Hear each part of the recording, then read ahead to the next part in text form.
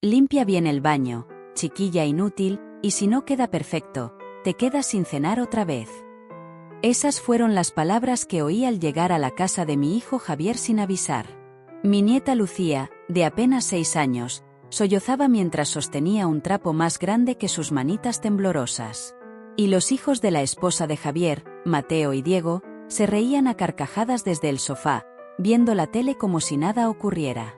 En ese instante, se me heló la sangre, porque yo había financiado esa casa.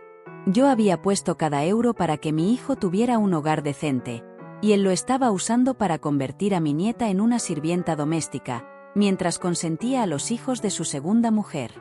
Soy Carmen, tengo 69 años, y durante décadas creí que ser una buena madre significaba callar, aguantar y darlo todo sin pedir nada a cambio. Pensé que el amor incondicional era tragarme el orgullo cuando mi hijo me faltaba al respeto. Pero ese día, viendo a mi nieta limpiando un baño mientras los otros niños disfrutaban de privilegios que yo había pagado, comprendí algo devastador. Había criado a un abusador, y mi silencio lo había alimentado durante años. Javier siempre fue complicado. Pero cuando nació Lucía, pensé que la paternidad lo transformaría. Su primera esposa, la madre de Lucía, había muerto en un accidente cuando la niña tenía apenas 3 años. Yo le rogué al cielo que mi hijo fuera un buen padre para esa criatura inocente que había perdido a su madre tan pequeña. Luego llegó Elena, una mujer calculadora que se casó con Javier sabiendo que yo tenía dinero. Llegó con sus 2 hijos, Mateo de 10 años y Diego de 8, y desde el primer día dejó claro quiénes eran los favoritos en esa casa. Mis sospechas empezaron cuando noté que Lucía siempre estaba callada, siempre asustada, siempre tratando de pasar desapercibida. Pero lo que vi ese día superó mis peores miedos. ¿Por qué mi nieta está limpiando mientras ellos ven la tele?, pregunté, intentando controlar la furia que me ardía por dentro. Javier me miró con desprecio, como si mi pregunta fuera absurda. Porque tiene que aprender responsabilidades. Los otros niños ya hicieron sus tareas. Mentora. Pude ver los platos sucios en la mesa, los juguetes tirados por toda la sala, las mochilas escolares abandonadas en el suelo. Pero Lucía, mi nieta de 6 años, era la única obligada a limpiar. Es una niña, Javier. Debería estar jugando, no trabajando como una sirvienta. Elena apareció desde la cocina, secándose las manos con un paño. Su sonrisa falsa no ocultó el veneno en sus ojos. «Ay, Carmen, no exageres. La niña necesita disciplina. Su madre la malcrió mucho antes de morir». El insulto a la memoria de la difunta madre de Lucía fue la gota que colmó el vaso. Pero contuve lo que era capaz de hacer. Esa noche, al volver a mi piso, no pude dormir. Las imágenes de mi nieta sollozando se repetían en mi mente como una pesadilla interminable. Entonces recordé algo que había guardado en secreto durante años. Cuando Javier me pidió ayuda para comprar esa casa, no le di el dinero. Yo puse el financiamiento a mi nombre desde el principio, pero nunca se lo dije. Quería que se sintiera independiente, que creyera que había logrado algo por sí mismo. Qué error tan grave fue ese acto de generosidad. Porque ahora mi hijo usaba mi propia casa para torturar a mi nieta, y yo tenía el poder de detenerlo. Esa noche tomé una decisión que cambiaría nuestras vidas para siempre. Al día siguiente, regresé a la casa más temprano, pero esta vez no llamé al timbre. Usé mi copia de la llave, la que había guardado desde la construcción. Lo que encontré me destrozó el alma y confirmó mis peores sospechas. Lucía estaba en la cocina, subida a una silla para alcanzar los platos sucios del desayuno. Sus manitas temblaban mientras intentaba no romper nada. En la mesa, Mateo y Diego terminaban tranquilamente sus cereales, viendo vídeos en el móvil de Elena. Javier leía el periódico como si fuera el rey de su castillo. «Apúrate, Lucía, que se nos hace tarde para el colegio», gritó Elena desde su habitación. «Y no olvides preparar las meriendas de tus hermanos». Hermanos. Esa palabra me hirió como una puñalada. Mateo y Diego no eran hermanos de Lucía. Eran los hijos mimados de una mujer que había convertido a mi nieta en su sirvienta personal. Me quedé escondida, observando. Lucía preparó las meriendas con movimientos rápidos y nerviosos. Cuando puso más jamón en la de Mateo que en la de Diego, Este último se quejó. Mamá, Lucía me puso menos comida que a Mateo otra vez. Elena bajó las escaleras como una furia. Su vestido rojo brillante contrastaba con la expresión de odio en su rostro. Sin decir palabra, le quitó la merienda a Lucía y la vació en el fregadero. Eres una inútil. No sabes hacer nada bien. Por eso tu mamá se murió, porque no podía soportar tener una hija tan estúpida. El llanto silencioso de Lucía me partió el corazón. Javier siguió leyendo su periódico como si nada pasara, como si las lágrimas de su propia hija no significaran nada para él. Ahora vas a tener que comprar algo en la cantina del colegio, continuó Elena. Usa tu dinero del cumpleaños. Dinero del cumpleaños. El dinero que yo le había dado a Lucía la semana anterior. Estos monstruos la obligaban a usar sus propios regalos para subsistir. No pude soportarlo más. Entré a la cocina con pasos decididos. ¿Qué está pasando aquí? Todos se quedaron helados. Javier bajó el periódico con expresión culpable. Elena trató de componer una sonrisa, pero ya era demasiado tarde. Yo había visto todo. Carmen, qué sorpresa. No sabíamos que venías tan temprano. Claramente no lo sabían, porque si lo hubieran sabido, quizás no estarían torturando a mi nieta delante de mis narices. Javier se puso de pie, tratando de intimidarme con su altura. No exageres, mamá. Solo le estamos enseñando responsabilidades. Responsibilities. Lucía tiene 6 años, Javier.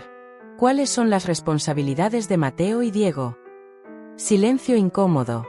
Mateo y Diego siguieron comiendo como si la conversación no fuera con ellos. Ellos son más grandes, murmuró Elena. Tienen otras obligaciones. ¿Cómo cuáles? ¿Ver la tele, jugar videojuegos? Porque eso es lo único que los he visto hacer cada vez que vengo. La tensión en la cocina era palpable. Lucía se había acercado a mí instintivamente, buscando protección. Sus deditos se aferraron a mi falda. Abuela, no quiero ir al colegio sin merienda, susurró. Esas palabras fueron como un martillo golpeando mi decisión final. Saqué mi cartera y le di dinero a Lucía. Toma, amor, compra lo que quieras en la cantina. Javier me arrebató el dinero de las manos. No necesita dinero. Nosotros nos encargamos de sus gastos. Se encargan obligándola a usar sus regalos de cumpleaños para comer. Eso no es cierto, mintió Elena, pero sus ojos nerviosos la delataron. No es cierto. Lucía, dile a la abuela de dónde sacaste el dinero para comprar comida la semana pasada. Mi nieta me miró con terror. Sabía que decir la verdad traería consecuencias, pero también sabía que mentir estaría mal. Del dinero que me diste para mi cumpleaños, abuela. Elena dijo que tenía que aprender a administrarme. Javier explotó. Ya basta. Esta es mi casa y aquí se hacen las cosas como yo digo. Si no te gusta, puedes irte. Su casa. Qué gracioso escuchar esas palabras salir de su boca. Tu casa, Javier. ¿Estás seguro de eso? Por supuesto que es mi casa. La pagué con mi trabajo. Sonreí con amargura. Era hora de que conociera la primera verdad de muchas que estaba a punto de descubrir. Tu trabajo, Javier. Hijo, creo que hay algunas cosas que no sabes sobre esta casa que tanto amas. La expresión de confianza en su rostro comenzó a desvanecerse. Elena también se puso nerviosa. ¿De qué hablas, mamá? Hablo del financiamiento, Javier. Del financiamiento que está a mi nombre desde el día 1. Esta casa nunca fue tuya, ha sido mía durante todos estos años. El color se fue de su rostro. Elena se tambaleó y tuvo que apoyarse en la mesa. Eso es imposible. Yo firmé los papeles. Firmaste como avalista, hijo. Pero el titular del crédito siempre fui yo. Tengo todos los documentos en mi poder. La cocina se sumió en un silencio sepulcral. Solo se escuchaba el tic-tac del reloj y la respiración agitada de todos los presentes. ¿Por qué nunca nos dijiste?, preguntó Javier con la voz quebrada. Porque quería que te sintieras orgulloso, que creyeras que habías logrado algo por ti mismo, pero veo que mi generosidad solo alimentó tu crueldad. Elena intentó recuperar el control de la situación. Bueno, De todas formas, llevamos años pagando las cuotas. Tenemos derechos. Derechos para maltratar a una niña de 6 años, para convertir mi casa en un infierno para mi nieta. Tomé a Lucía de la mano. Sus deditos se aferraron a los míos con desesperación. Nos vamos, amor. Te fines conmigo. No puedes llevártela, gritó Javier. Es mi hija. Tu hija. La misma hija a la que obligas a trabajar como sirvienta. La misma hija que llora todas las noches porque la insultan y la humillan. Me dirigí hacia la puerta, pero Javier me bloqueó el paso. No te vas a llevar a Lucía. Y esta conversación se acabó. Es mi casa y se respetan mis reglas. Tu casa, repetí, sacando mi móvil. Perfecto, entonces no tendrás problema con lo que voy a hacer ahora mismo. Marqué el número del banco. Javier y Elena me miraron con terror creciente. Buenos días. Habla Carmen López. Quiero cancelar el financiamiento de la casa ubicada en... Cuelga ese teléfono ahora mismo, gritó Javier, tratando de arrebatarme el móvil. Pero ya era demasiado tarde. El ejecutivo del banco estaba al otro lado de la línea, confirmando mi identidad y los datos de la propiedad. Señora López, entiendo que desea cancelar el financiamiento. ¿Estás segura de esta decisión? Una vez iniciado el proceso, no hay vuelta atrás.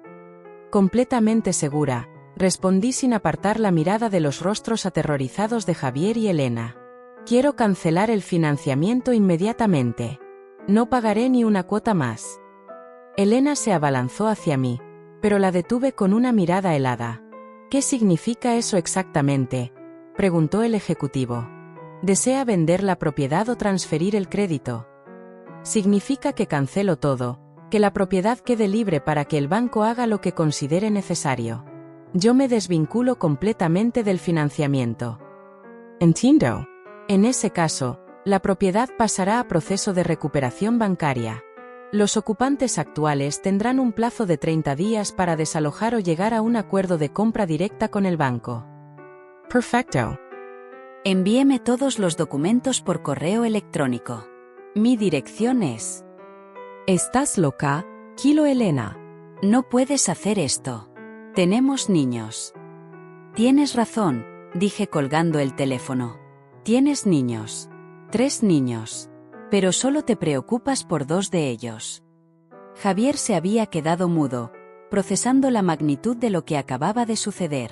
Su rostro alternaba entre la incredulidad y la furia. Mamá, esto es una locura. Podemos hablar, llegar a un acuerdo. Un acuerdo como el de convertir a tu hija en una sirvienta, como el de permitir que tu esposa insulte la memoria de la madre de Lucía. Mateo y Diego, que hasta ese momento habían permanecido en silencio, comenzaron a comprender que algo grave estaba pasando. Mamá, ¿qué significa que nos tenemos que ir de la casa?, preguntó Mateo. Elena no sabía qué responder. Sus planes de vida acomodada se desmoronaban ante sus ojos. Significa que la abuela de Lucía es una egoísta que no piensa en las consecuencias de sus actos, dijo con veneno en la voz. Egoísta por proteger a mi nieta del abuso. Por no permitir que conviertan mi propia casa en un lugar de tortura. Lucía seguía aferrada a mi mano, pero ahora había algo diferente en su mirada. Por primera vez en mucho tiempo, vi un destello de esperanza en sus ojos. ¿Esto significa que ya no tendré que limpiar el baño?, preguntó con su vocecita temblorosa. Esa pregunta inocente fue como una bofetada para Javier. Finalmente parecía darse cuenta de la realidad de lo que había estado haciendo. Lucía, amor, tú no tienes que limpiar nada. Eso era solo para enseñarte. ¿Para enseñarme qué, papá? ¿Para enseñarme que soy una chiquilla inútil como dice Elena? ¿Para enseñarme que por eso se murió mi mamá? El silencio que siguió fue devastador. Javier miró a Elena con ojos acusadores. ¿Le dijiste eso? ¿Le dijiste que su madre murió por su culpa? Elena se puso a la defensiva. Yo nunca dije eso exactamente. Solo dije que... Dijiste que su madre no podía soportar tener una hija tan estúpida, interrumpí. Lo escuché con mis propios oídos hace 5 minutos. Javier se llevó las manos a la cabeza. Por un momento, Pareció reconocer la monstruosidad de la situación. Elena, ¿cómo pudiste decir algo así? Era una broma. Los niños exageran todo. Una broma. Llamar inútil a una niña de 6 años es una broma. Obligarla a trabajar como sirvienta es una broma. La máscara de Elena finalmente se cayó. Su verdadera naturaleza salió a la luz. Esa niña necesita disciplina. Su madre la malcrió y ahora es una caprichosa que no quiere hacer nada. Mis hijos son educados y responsables. ¿Responsable? ¿Cuándo fue la última vez que Mateo o Diego limpiaron algo? ¿Cuándo prepararon su propia merienda? Elena no pudo responder porque la respuesta era obvia. Nunca. Tus hijos son unos malcriados que se acostumbraron a tener una esclava de 6 años. Continué. Y tú eres una abusadora que se aprovechó de una niña huérfana para tener criada gratis. No tienes derecho a hablarme así. Tengo todo el derecho del mundo. Esta es mi casa, Elena. Mi casa. Y en mi casa no se maltrata a los niños. Javier intentó mediar, pero ya era demasiado tarde. El daño estaba hecho y no había vuelta atrás. Mamá, por favor, podemos cambiar. Podemos hacer las cosas diferentes. Cambiar. Después de años de abuso, después de convertir a tu propia hija en una sirvienta. Saqué mi móvil otra vez y comencé a tomar fotos. Fotos de los platos sucios que Lucía había estado lavando. Fotos de la silla que había usado para alcanzar la cocina. Fotos de sus manitas agrietadas por los productos de limpieza. ¿Qué estás haciendo?, preguntó Elena con pánico. Documentando la evidencia. Porque esto no va a quedar así. ¿Evidencia de qué? De abuso infantil, de negligencia, de maltrato psicológico. Javier palideció. Mamá, no puedes estar hablando en serio. No puedo. ¿Crees que voy a permitir que mi nieta siga viviendo en estas condiciones? ¿Crees que voy a permitir que sigan torturándola? Tomé a Lucía en brazos. Ella se acurrucó contra mí como un gatito asustado. Nos vamos, mi amor. Vas a venir a vivir conmigo. No puedes llevártela, gritó Javier. Soy su padre. Eres su padre biológico, pero no has actuado como tal. Un padre protege a sus hijos, no los convierte en esclavos. Caminé hacia la puerta con Lucía en brazos. Javier me siguió desesperado. Mamá, por favor, podemos solucionarlo. Te prometo que las cosas van a cambiar. Me detuve en el umbral y lo miré a los ojos. En ese momento, vi al niño que había criado, al joven que había educado con tanto amor, pero también vi al hombre en el que se había convertido, y eso me rompió el corazón. ¿Sabes qué es lo más triste de todo esto, Javier? Que tu hija va a crecer recordando que su propia abuela tuvo que rescatarla de ti. Con esas palabras, salí de la casa llevando a Lucía conmigo. Detrás de nosotras, escuché los gritos de Elena y las súplicas de Javier, pero ya no había vuelta atrás. La guerra había comenzado. Esa misma tarde, mientras Lucía dormía una siesta en mi piso, por primera vez en años sin el miedo de ser despertada para hacer tareas domésticas, mi teléfono no paró de sonar. Javier llamaba cada 5 minutos, alternando entre súplicas desesperadas y amenazas veladas. Mamá, tienes que traer a Lucía de vuelta. Elena está histérica y yo no sé qué hacer.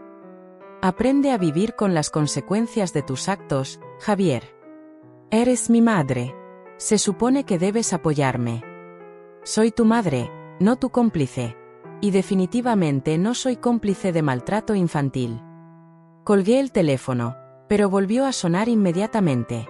Esta vez era Elena. Carmen, esto es un secuestro. Voy a llamar a la policía si no traes a Lucía inmediatamente. Adelante, llama a la policía. Será muy interesante explicarles por qué una niña de 6 años tiene las manos agrietadas por los productos de limpieza. El silencio del otro lado me confirmó que Elena sabía perfectamente que la ley no estaba de su lado.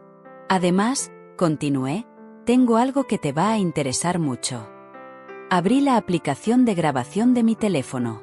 Durante semanas había estado documentando en secreto las visitas a la casa. Tenía grabaciones de Elena gritándole a Lucía, de Javier ignorando el llanto de su hija, de los otros niños riéndose mientras mi nieta era humillada. ¿Qué es eso?, preguntó Elena con voz temblorosa. Tu voz diciéndole a una niña de 6 años que es una inútil y que por eso su madre murió. ¿Te gustaría que todo el barrio escuchara esto? Tú nos estabas grabando. Por supuesto. Cuando una abuela sospecha que su nieta está siendo maltratada, toma precauciones. Y tengo horas de grabaciones, Elena. Horas. Colgué el teléfono y lo puse en silencio. Necesitaba pensar con claridad y planear mis próximos movimientos. Mientras preparaba la cena para Lucía, reflexioné sobre los años de ceguera voluntaria. Todas las señales habían estado ahí: las ojeras de Lucía, su silencio inusual, la forma en que se encogía cuando alguien alzaba la voz. Yo las había visto, pero había elegido creer las explicaciones de Javier. Es tímida, decía él. Es el luto por su madre, justificaba. Los niños a veces son dramáticos, minimizaba. Qué tonta había sido. Qué ciega y qué cobarde. Lucía despertó de su siesta y se acercó a mí en la cocina. Sus grandes ojos todavía reflejaban desconfianza, como si esperara que en cualquier momento le ordenara limpiar algo. Abuela, tengo que ayudarte con la cena. No, mi amor. Tú solo tienes que ser una niña, jugar, reír, aprender. Nada más. Se quedó parada ahí, como si no entendiera el concepto de no tener obligaciones. Pero ¿quién va a limpiar? Yo voy a limpiar, Lucía. Los adultos limpiamos, los niños juegan. Y si no limpio bien, me vas a castigar. Esas palabras me atravesaron como dagas. Me arrodillé frente a ella y tomé sus manitas entre las mías. Escúchame bien, mi amor. Nunca jamás te voy a castigar por no limpiar. Nunca te voy a gritar. Nunca te voy a llamar inútil, y nunca voy a permitir que alguien más lo haga.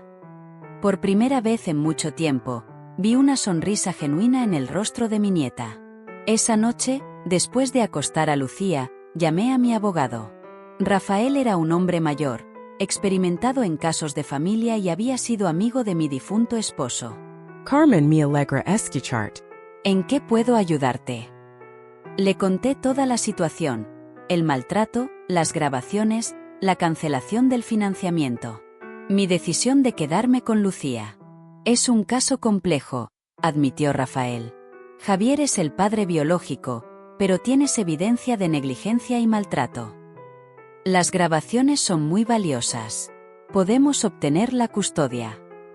Es posible, especialmente si demostramos que el ambiente en casa de Javier es perjudicial para la menor. La niña ha expresado su deseo de quedarse contigo. Sí, pero tiene miedo de decirlo abiertamente. Entiendo. Vamos a necesitar una evaluación psicológica tanto de la niña como del entorno familiar. También recomiendo que documentes todo: cambios en el comportamiento de Lucía, evidencia física del maltrato, testimonios de vecinos si los hay. Un residencial pequeño. Las paredes no son muy gruesas. Perfecto. Mañana empezamos con los trámites legales. Mientras tanto, documenta todo lo que puedas sobre el estado físico y emocional de Lucía. Después de colgar, me senté en mi sala a planear. La batalla legal sería larga y dolorosa, pero no tenía alternativa. No podía permitir que mi nieta regresara a ese infierno. Alrededor de las 10 de la noche, escuché ruidos en la puerta. Alguien estaba tratando de abrir con llaves. Mi corazón se aceleró hasta que recordé que Javier tenía una copia de mis llaves desde años atrás. La puerta se abrió y Javier entró como un huracán, seguido por Elena. Sus rostros reflejaban desesperación y furia. ¿Dónde está mi hija?, gritó Javier. Durmiendo, como debe hacer una niña a esta hora, en lugar de estar limpiando baños. Deja de repetir esa mentira. Lucía no limpia baños. Saqué mi móvil y reproduje una de las grabaciones. La voz de Javier llenó el piso. Limpia bien el baño, chiquilla inútil, y si no queda perfecto, te quedas sin cenar otra vez. El silencio que siguió fue ensordecedor. Javier se desplomó en el sofá, finalmente enfrentando la realidad de sus propias palabras. Yo no quería decir eso. Estaba estresado por el trabajo, Por las cuentas. El estrés te da derecho a maltratar a una niña de 6 años. Elena, que había permanecido en silencio, finalmente explotó. Todo esto es culpa tuya. Tú la malcriaste.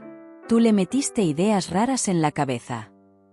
Ideas raras, como la idea de que merece ser tratada con dignidad. Esa niña necesitaba disciplina y tú no la dejaste recibir. Disciplina.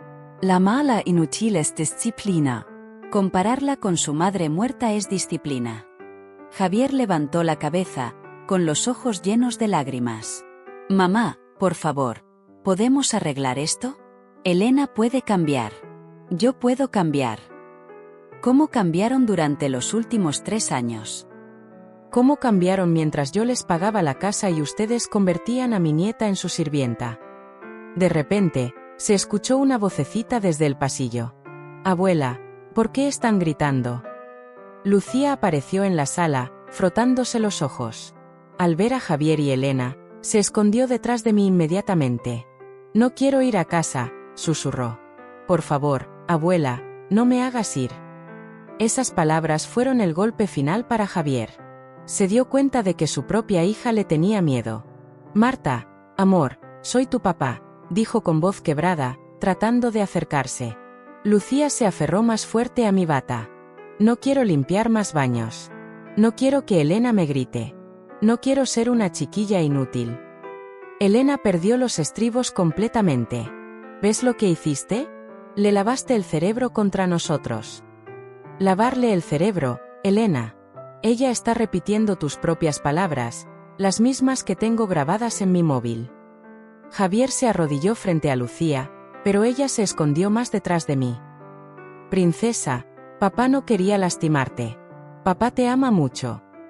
¿Por eso me haces limpiar mientras Mateo y Diego juegan?, preguntó Lucía con una inocencia devastadora.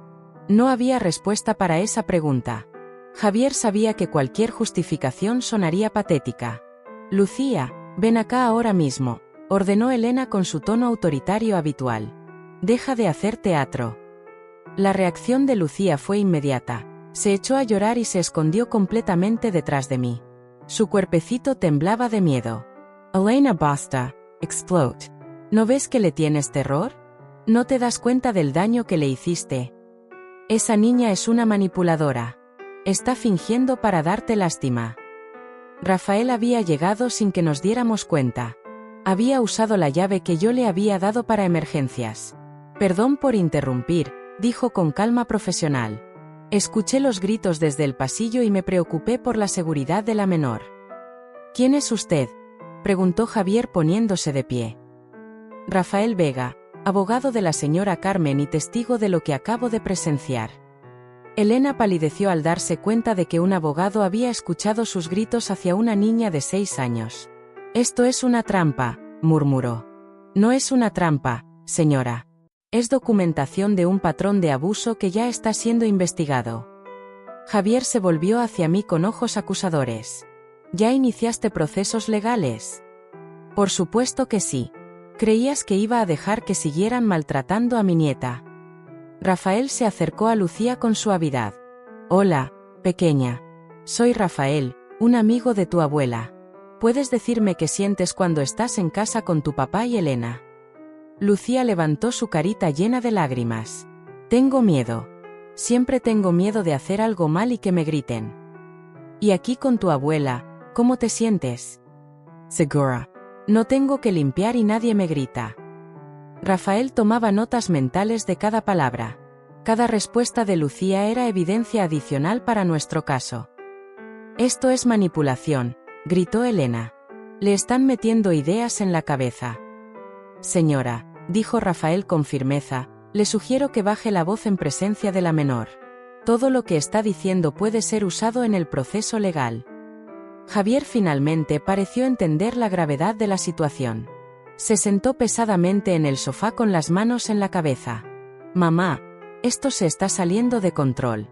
Solo queríamos que Lucía fuera más responsable. Responsable. Javier, tiene 6 años. Su única responsabilidad debería ser feliz. Los otros niños. Los otros niños no son tus hijos, lo interrumpí. Lucía sí. Y la abandonaste por complacer a una mujer que la odia. Elena se puso como una fiera. Yo no odio a nadie, solo quería que aprendiera disciplina. Disciplina es decirle que su madre murió porque no podía soportar tener una hija estúpida. Rafael levantó las cejas. Incluso para un abogado experimentado, esa revelación era impactante. ¿Le dijo eso a la niña? Preguntó dirigiéndose a mí. Tengo la grabación, confirmé. Eso constituye abuso psicológico severo, declaró Rafael. Es suficiente para solicitar medidas de protección inmediatas. Javier se puso de pie bruscamente. Basta ya. Lucía, nos vamos a casa ahora mismo. Cuando se acercó a nosotras, Lucía gritó con terror genuino. No, no quiero ir. Abuela, no me dejes ir. Su pánico era tan real, tan desgarrador, que hasta Javier se detuvo en seco. Señor, intervino Rafael, como puede ver, la menor presenta claros signos de estrés postraumático. Forzarla a regresar a un ambiente que percibe como amenazante sería contraproducente. Es mi hija. Y yo soy su abuela, y hasta ahora soy la única que la ha protegido. Elena, desesperada por recuperar el control, jugó su carta más sucia. Javier, si no traes a Lucía a casa, me voy a llevar a mis hijos y te voy a dejar solo. ¿Es eso lo que quieres? ¿Perder a toda tu familia por esta niña caprichosa? El silencio que siguió fue terrible. Todos esperábamos la respuesta de Javier. En ese momento se definiría quién era realmente como padre y como hombre. Javier miró a Lucía, que seguía temblando detrás de mí. Luego miró a Elena, que lo esperaba con los brazos cruzados y expresión desafiante. Elena, Lucía no es caprichosa, es mi hija. Y si no puedes aceptarla como parte de la familia, entonces tal vez... ¿Tal vez qué? Lo retó Elena. Tal vez el problema no es Lucía. Tal vez el problema eres tú. Por primera vez en años, vi un destello del hombre que había criado. Pero Elena no iba a rendirse tan fácilmente. Perfecto. Mañana mismo empaco mis cosas y me voy con mis hijos. Y cuando te quedes solo, sin casa y sin familia, vas a recordar este momento. ¿Sin casa?, preguntó Javier confundido. Rafael sonrió con satisfacción. Ah, nous le contarons. El banco ya inició el proceso de recuperación de la propiedad. Tienen 28 días para desalojar. El rostro de Elena se descompuso completamente. Sus planes de chantajear a Javier se desmoronaron al darse cuenta de que ella también perdería la casa. Eso no puede ser legal, balbuceó. Es completamente legal, confirmó Rafael. La señora Carmen era la titular del financiamiento. Tenía derecho a cancelarlo cuando quisiera. Javier se volvió hacia mí con una mezcla de respeto y terror. Mama, destruiste mi vida. No, hijo. Tú destruiste tu vida cuando elegiste maltratar a tu propia hija. Yo solo dejé de ser cómplice. Los días siguientes fueron un huracán de revelaciones y consecuencias. Javier y Elena habían regresado a la casa en proceso de recuperación bancaria, pero el ambiente se había vuelto tóxico. Sin el poder que le daba maltratar a Lucía, Elena dirigió toda su furia hacia Javier. Por tu culpa perdimos todo, le gritaba día y noche. Por no saber controlar a tu madre y a esa mocosa. Los vecinos comenzaron a hablar. Doña Rosa, que vivía en la casa de al lado, vino a visitarme con información que heló mi sangre. Carmen, tengo que contarte algo. Durante meses escuché gritos y llantos, pero pensé que eran los berrinches normales de los niños. ¿Qué tipo de gritos, Rosa? Una vocecita que decía, no puedo, es muy pesado. Oh, perdón, no lo vuelvo a hacer. Ahora que sé lo que pasaba, me siento terrible por no haber intervenido. ¿Escuchaste algo más? Sí. Hace como un mes, escuché a Elena gritarle a alguien, tu madre se murió porque Dios se cansó de ver lo inútil que eras. Pensé que estaba hablando por teléfono, pero ahora entiendo que se lo decía a Lucía. Cada testimonio era una puñalada más en mi corazón, pero también evidencia crucial para el caso legal. Mientras tanto, Lucía florecía en mi piso. En solo una semana, su transformación era notable, sonreía más, jugaba sin miedo y, Por primera vez en mucho tiempo, actuaba como la niña de 6 años que era. «Abuela, ¿puedo ayudarte a cocinar?», me preguntó una tarde. Claro, mi amor, pero porque quieres, no porque tengas que hacerlo. ¿Cuál es la diferencia? Esa pregunta me partió el alma. Una niña de 6 años no debería conocer la diferencia entre querer ayudar y ser obligada a trabajar. La diferencia es que cuando quieres hacer algo, te diviertes. Cuando te obligan, te da miedo. Ah, entonces yo quiero ayudarte porque me divierte estar contigo. El proceso legal avanzaba rápidamente. Rafael había solicitado medidas cautelares para mantener a Lucía bajo mi cuidado mientras se resolvía la custodia permanente. El juez, después de revisar las grabaciones y los testimonios, accedió temporalmente. Javier intentó una última maniobra desesperada. Llegó a mi piso una noche, solo, con los ojos rojos de llorar. «Mamá, Elena se fue. Se llevó a sus hijos y me dejó. Estoy solo en esa casa vacía, esperando que llegue el día del desalojo». Lo siento, Javier, pero las decisiones tienen consecuencias. Reconozco que me equivoqué. Reconozco que Elena manipuló la situación y yo fui cobarde. Pero Lucía es mi hija. Déjame arreglar las cosas. ¿Cómo piensas arreglar 3 años de maltrato psicológico? Con tiempo, con paciencia, con amor. Puedo cambiar, mamá. Puedo ser el padre que Lucía merece. Miré a mi hijo, el hombre que había criado con tanto amor, y vi tanto al niño que fue como al fracaso en el que se había convertido. Javier, ¿sabes cuál fue tu error más grande? ¿Cuál? No fue permitir que Elena maltratara a Lucía. Fue participar activamente en ese maltrato. Fue convertirte en su cómplice. Pero yo nunca. Tú le gritaste que limpiara el baño. Tú la llamaste chiquilla inútil. Tú permitiste que usara su dinero de cumpleaños para comer. No culpes solo a Elena. El silencio se extendió entre nosotros. Por primera vez, Javier parecía entender realmente la magnitud de sus errores. ¿Hay alguna posibilidad de que me perdones?, preguntó finalmente. El perdón es entre tú y tu conciencia, Javier. Pero la custodia de Lucía es entre el juez y las pruebas. Al día siguiente, algo inesperado sucedió. Javier publicó un vídeo en sus redes sociales, un vídeo que cambiaría todo el curso de los eventos. Mi nombre es Javier López y necesito confesar algo que me está matando por dentro, comenzó el vídeo. Durante los últimos 3 años, permití que mi esposa maltratara a mi hija de 6 años. No solo lo permití, sino que participé en ese maltrato. Mi teléfono comenzó a sonar inmediatamente. Eran amigos, vecinos, conocidos que habían visto el vídeo. No hay excusas para lo que hice, continuaba Javier en la grabación. Mi hija Lucía fue convertida en una sirvienta doméstica en su propia casa, fue obligada a limpiar, a cocinar, a servir a otros niños mientras la insultaban y la humillaban. Las lágrimas corrían por su rostro mientras hablaba. Mi madre Carmen trató de proteger a Lucía y yo la traté como si fuera una entrometida. Ahora entiendo que ella era la única adulta responsable en toda esta situación. El vídeo se volvió viral en cuestión de horas. Los comentarios eran devastadores para Javier, pero también mostraban apoyo masivo para Lucía y para mí. ¡Qué horror! ¿Cómo se puede maltratar así a una niña? La abuela es una heroína por salvar a su nieta. Ese hombre no merece ser padre. Gracias a Dios que la niña tiene una abuela que la protege. Pero también llegaron comentarios más preocupantes, gente que había reconocido nuestra dirección, que quería ayudar de maneras no solicitadas. Rafael me recomendó que cambiara temporalmente de domicilio por seguridad. El vídeo de Javier fue valiente, pero también peligroso, me explicó. Ahora son figuras públicas.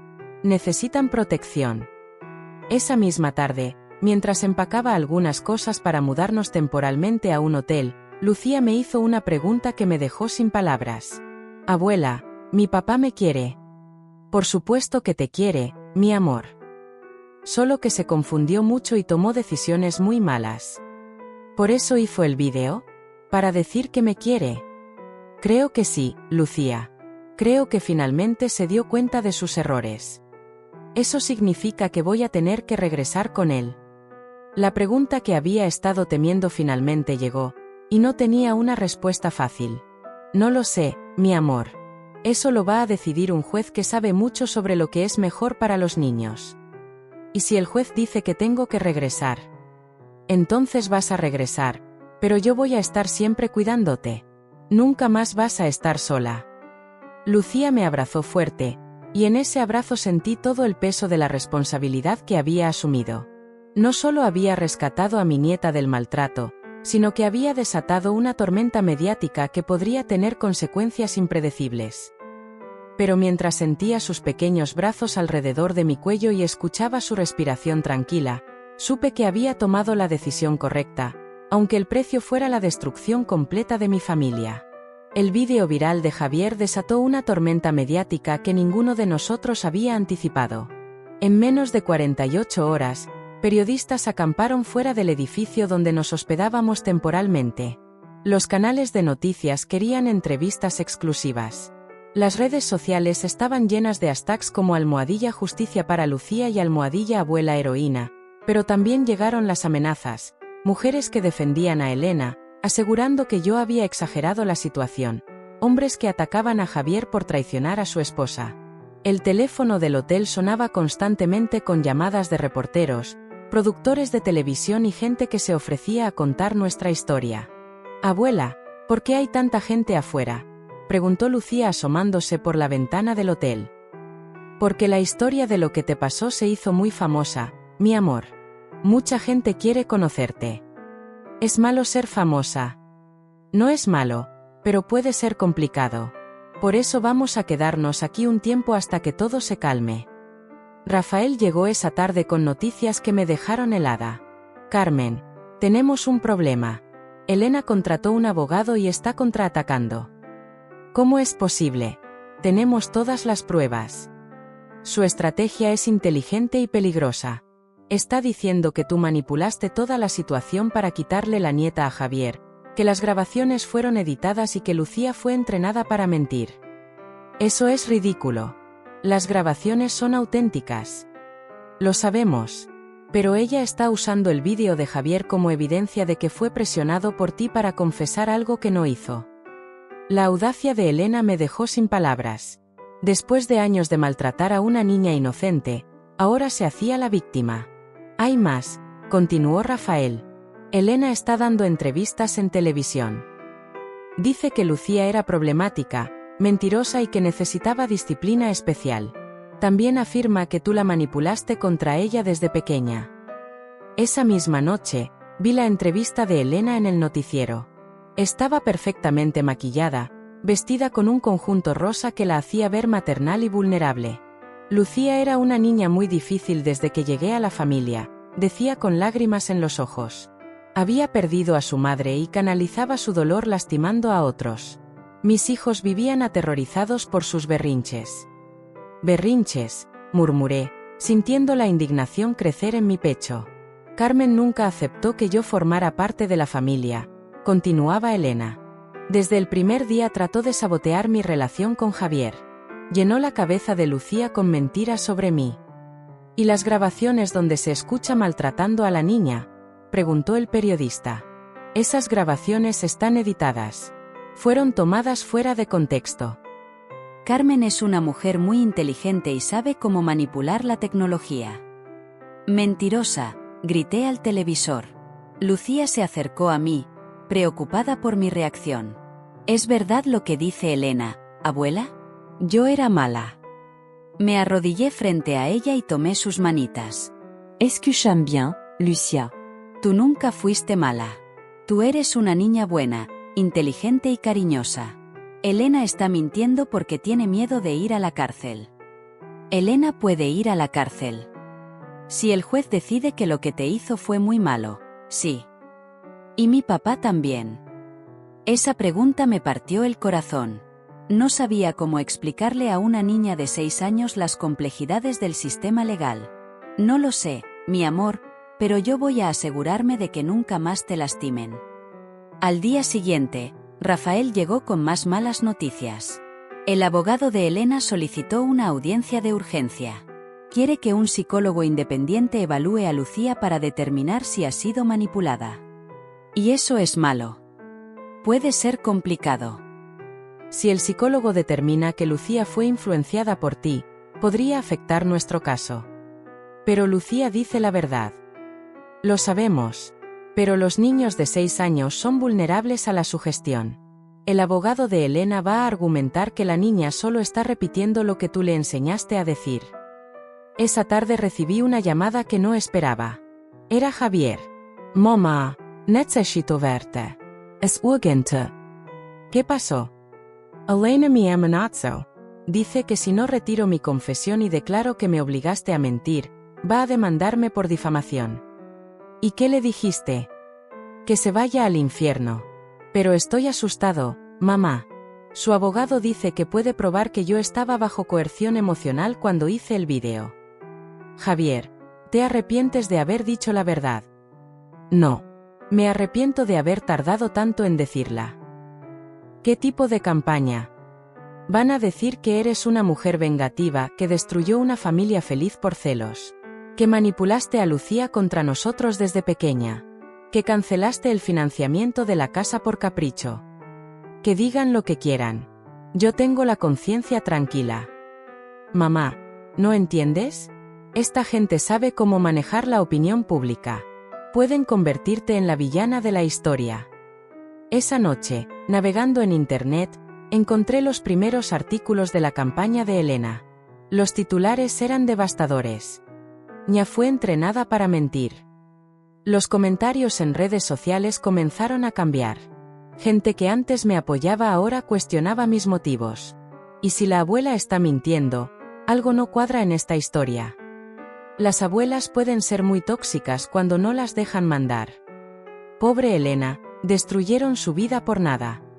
Lucía notó mi tristeza mientras leía los comentarios. ¿Estás triste, abuela? Un poco, mi amor, pero no te preocupes. Es porque la gente dice cosas feas de ti. ¿Cómo sabes eso? Porque Mateo me escribió un mensaje. Mi sangre se heló. ¿Mateo te escribió? ¿Cómo? En la tablet. Dice que su mamá va a hacer que te metan a la cárcel por mentirosa. Tomé la tablet y vi el mensaje. No solo era cruel, sino que revelaba que Elena estaba usando a sus propios hijos para intimidar a Lucía. Lucía va a regresar a casa pronto y va a pagar por todas las mentiras que inventó, decía el mensaje. En ese momento, supe que la guerra había escalado a un nivel peligroso.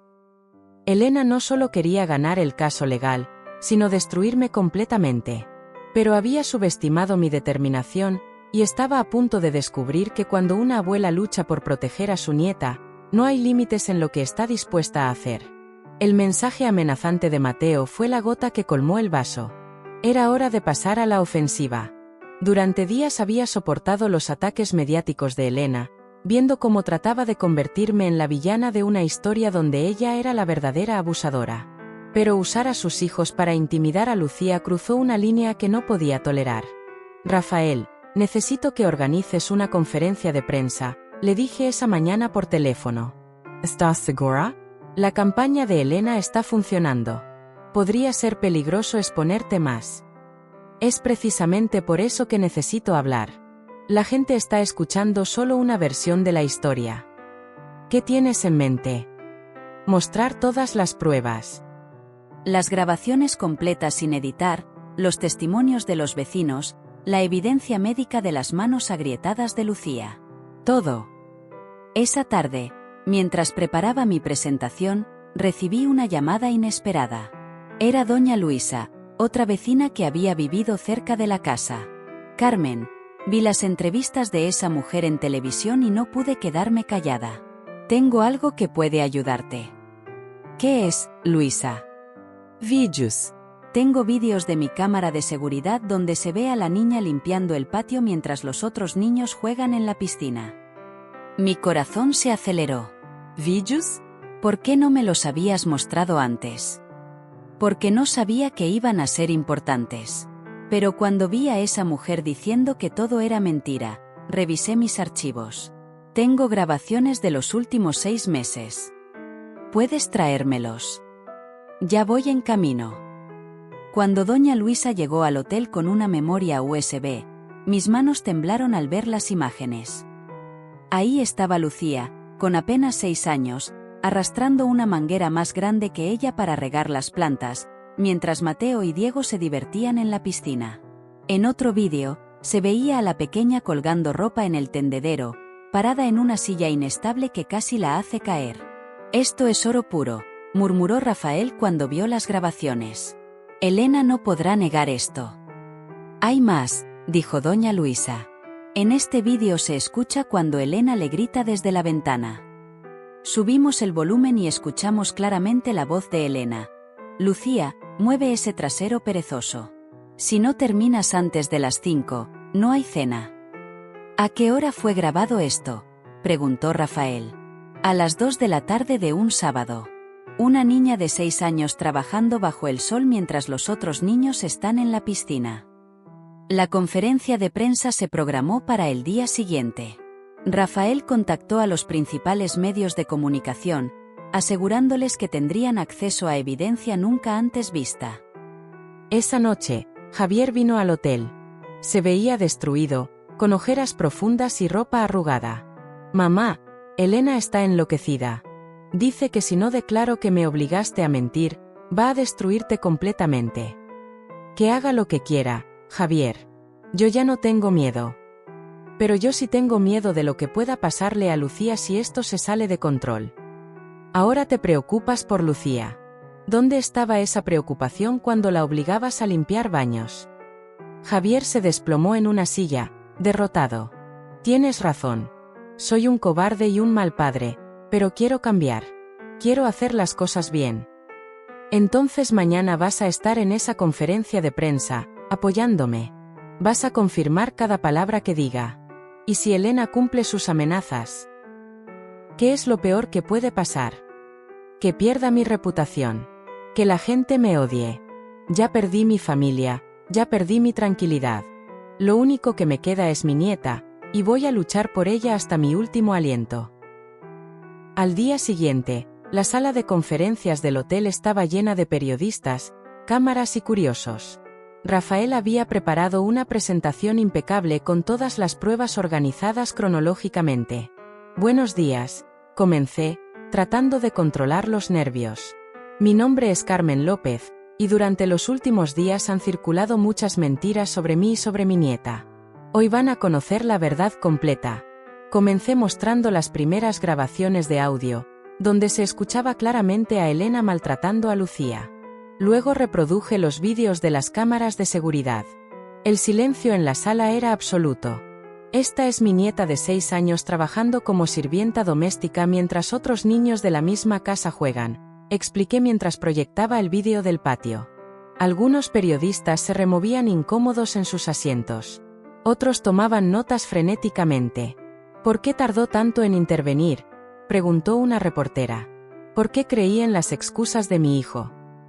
Porque pensé que estaba exagerando. Porque no quería ver la realidad», respondí con honestidad. «Ese es mi error más grande, y tendré que vivir con él para siempre».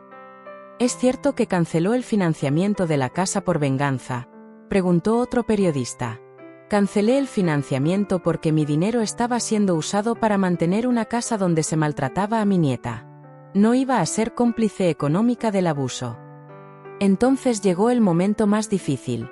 Rafael reprodujo la grabación donde Elena le decía a Lucía que su madre había muerto porque no podía soportar tener una hija estúpida. El efecto fue inmediato. Varios periodistas intercambiaron miradas de horror. Una reportera se llevó la mano a la boca, visiblemente conmocionada. «Esas son las palabras exactas que Elena Ruiz le dijo a mi nieta de 6 años», declaré. «¿Alguien puede explicarme cómo eso es disciplina normal?». En ese momento, Javier se puso de pie desde el fondo de la sala. «Quiero confirmar cada palabra que dijo mi madre», declaró con voz firme. «Yo permití ese maltrato. Yo participé en él, y ahora voy a hacer todo lo posible para reparar el daño». El murmullo en la sala creció. Los flashes de las cámaras se intensificaron. «Señor López, ¿está diciendo que su vídeo viral fue espontáneo?», preguntó un periodista. «Estoy diciendo que mi vídeo fue tardío. Debía haber hablado años antes. Debía haber protegido a mi hija desde el primer día. Una periodista levantó la mano. ¿Dónde está Elena Ruiz ahora? Probablemente viendo esta conferencia y preparando más mentiras, respondí. Pero ya no importa lo que diga. La verdad está aquí, documentada, grabada e innegable. Al final de la conferencia, los periodistas se acercaron con más preguntas, pero yo ya había dicho todo lo que tenía que decir. Esa noche, los noticieros principales abrieron con nuestra historia. Los hashtags cambiaron de almohadilla abuela manipuladora a almohadilla justicia para Lucía y almohadilla Elena abusadora. Los comentarios en redes sociales se volcaron completamente a nuestro favor. ¿Cómo se atreve esa mujer a negar la evidencia? Esos vídeos son devastadores. Pobre niña. La abuela es una heroína. Salvó a su nieta. Elena Ruiz debería estar en la cárcel. Pero sabía que la guerra aún no había terminado. Elena era astuta y vengativa, y las mujeres como ella nunca se rinden sin dar la pelea final. La conferencia de prensa había cambiado completamente la narrativa pública, pero Elena no se rendiría tan fácilmente. 2 días después de que las pruebas irrefutables salieran a la luz, intentó su jugada más desesperada y peligrosa. Era un domingo por la mañana cuando Rafael me llamó con urgencia. Carmen, Elena secuestró a Mateo y Diego. Desapareció con ellos anoche y dejó una nota amenazante. ¿Qué dice la nota? Que si no retiras todas las demandas y entregas a Lucía, nunca volverá a ver a sus hijos.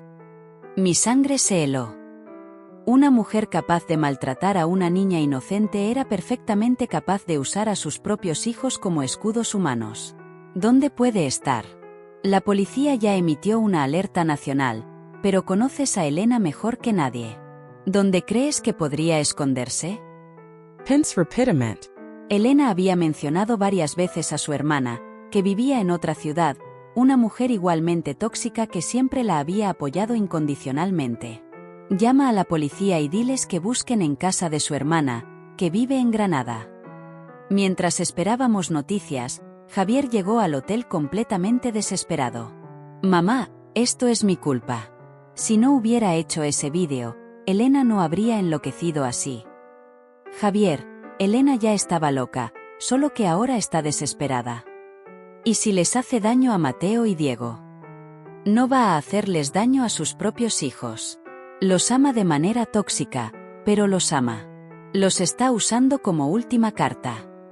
¿Qué vamos a hacer? Esperar y confiar en que la justicia funcione. 3 horas después, Rafael recibió la llamada que estábamos esperando. La policía había encontrado a Elena en una casa de campo propiedad de su hermana. Mateo y Diego estaban bien, pero Elena se había atrincherado y amenazaba con lastimarse si alguien se acercaba. «Quiere hablar contigo», me dijo Rafael. «Dice que solo negociará con la abuela de Lucía». «Es seguro. Los negociadores de la policía estarán presentes. Pero no estás obligada a hacerlo». Miré a Lucía, que jugaba tranquilamente en la cama del hotel, finalmente libre del miedo que había dominado su vida durante años. «Voy a hablar con ella. Es hora de que esto termine de una vez por todas». El viaje a Granada se hizo eterno. Durante el trayecto, practiqué mentalmente lo que le diría a Elena. No podía mostrar debilidad, pero tampoco podía provocar que lastimara a esos niños inocentes. La casa de campo estaba rodeada de policías y ambulancias. El negociador principal me briefó sobre la situación. «Está en el 2º piso con los 2 niños. Amenaza con saltar por la ventana si alguien sube, pero accedió a hablar por teléfono con usted». Tomé el teléfono con manos temblorosas. «Hola, Elena». Carmen. Su voz sonaba ronca, desesperada. «Mira lo que hiciste. Destruiste mi vida. Destruiste mi familia. Elena, tú destruiste tu propia vida cuando decidiste maltratar a una niña inocente. Esa niña me odiaba desde el primer día. Me sabotía constantemente. Elena, tenía 3 años cuando llegaste a su vida. Era una bebé que acababa de perder a su madre. Mentira. Era manipuladora desde pequeña. Tú la entrenaste para odiarme». Respire profundo. Era inútil razonar con ella, pero tenía que intentarlo por el bien de Mateo y Diego. «Elena, Mateo y Diego no tienen la culpa de nada. Déjalos ir y hablaremos solo tú y yo. No. Son mis hijos. Son lo único que me queda después de que destruyeras todo. Nadie te los va a quitar si los dejas ir ahora mismo. Mentirosa. Van a quitármelos como le quitaste Lucía a Javier. Elena, escúchame bien. Si lastimas a esos niños, vas a la cárcel para siempre. Si los dejas ir ahora, podemos llegar a un acuerdo. ¿Qué tipo de acuerdo? Miré al negociador, que asintió levemente. Retiro algunas de las demandas. Te permito ver a tus hijos con supervisión, pero tienes que entregarte ahora mismo. Y Lucía se queda conmigo. Eso no es negociable. El silencio del otro lado se extendió por minutos eternos. Elena, ¿estás ahí? Mateo quiere hablar contigo, dijo finalmente con voz quebrada. Hola, señora Carmen. Escuché la vocecita asustada de Mateo. Mi mamá está llorando mucho y dice que es culpa de Lucía. Mateo, mi amor, nada de esto es culpa de Lucía.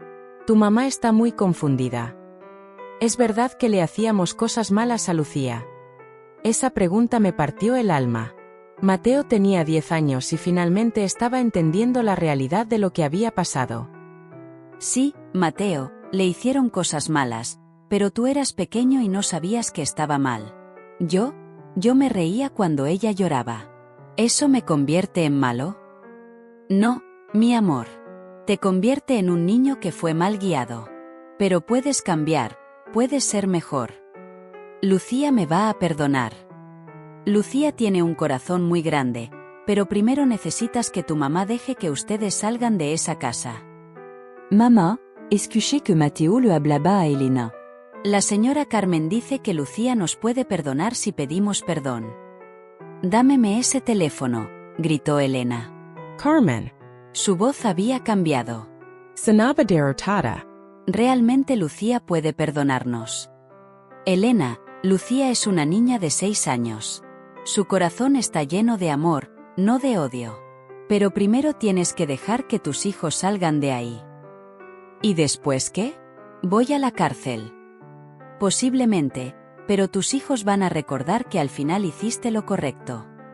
Otro silencio largo. Carmen. Sí. Yo de verdad creí que estaba haciendo lo correcto.